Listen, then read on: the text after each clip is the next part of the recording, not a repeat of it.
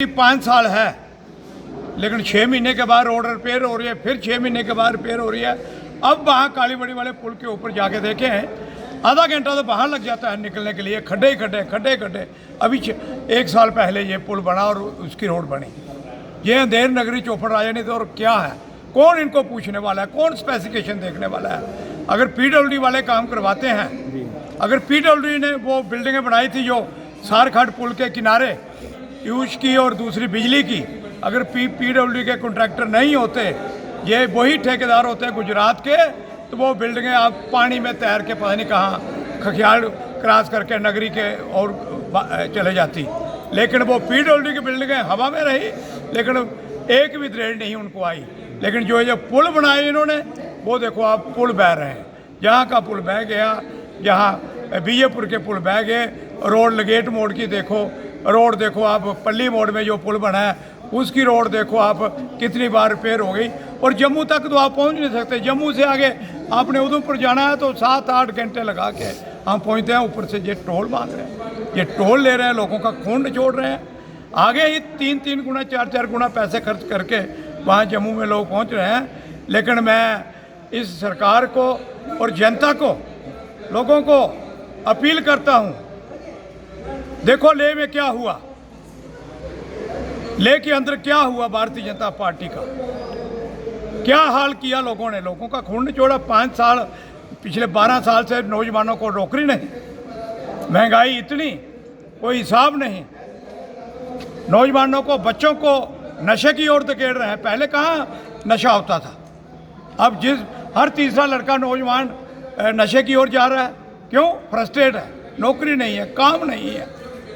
ये बाजार, ये व्यापार मंडल के ये बाजार आप देखें खाली पड़े हैं। बड़े बड़े मार्ट खुल रहे हैं, डी मार्ट खुल रहे हैं, B2 खुल रहा है, B1 खुल रहा है, सारा माल बाहर जा रहा है। लोग वहाँ सस्ता माल डायरेक्ट लोग लेते हैं और दुकानदार जितने शोरूम सब बंद हो रहे हैं, लोगों का रोजगार छीन रहे हैं। ये जो पिछले 12 साल से सरकार रही है, इसलिए मैं जनता को अपील करता हूँ, जाग जाओ, वोट चोर गद्दी छोड़, जाग जाओ सारे लोग, ये वोट चोरों से गद्दी छोड़ाओ और सरकार इनका मुकाबला करो। सरकार जीएसटी पे काफ़ी सहूलत लोगों को दी है। क्या सहूलत दी है बताओ? 80 देश की नशे की ओर तो मैं पहले कह दिया। कोई शराब पीता है, कोई चुड़की खाता है, कोई सिगरेट पीता है, कोई पान खाता है। 70-80% लोग तो हैं, लेकिन मैं नहीं कभी सिगरेट पिया, ना पान खाया, ना चुड़की खाई, सीधी बात है। लेकिन 80% जनता देश की, तो 70% जनता बिहार, यूपी, उड़ीसा देखें 24 घंटे मुंह में तंबाकू, चीफ मिनिस्टर तक ये तंबाकू मुंह में डाल के रखे होते हैं। उसका 40%, गरीब जनता का खून निचोड़ने के लिए 40%।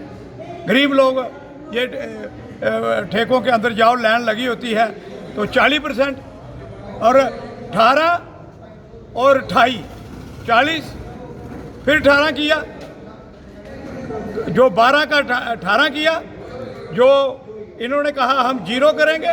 एजुकेशन के ऊपर तो पहले भी टैक्स लगाया किसने? 200 रुपये टैक्स लगा के 10 रुपये ये कह रहे हैं कम। 8 साल लोगों का खून निचोड़ा।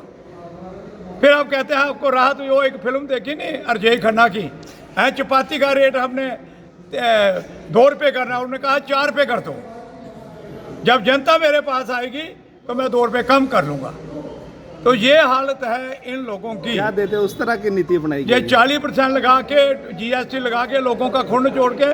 मनमोहन सिंह जी का, कांग्रेस का क्या मुद्दा था? GST लगाएंगे 5 और 12, उसके ऊपर लगाएंगे।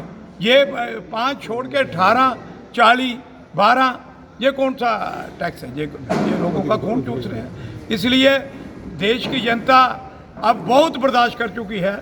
लेकिन अब वही मैं देश की जनता को अपील करता हूं, आपके माध्यम से जहां जहां तक आपकी आवाज़ आती है, खास करके नौजवानों को, अब वोट चोर गद्दी छोड़ वाला नारा दो और इनको भगाओ। धन्यवाद।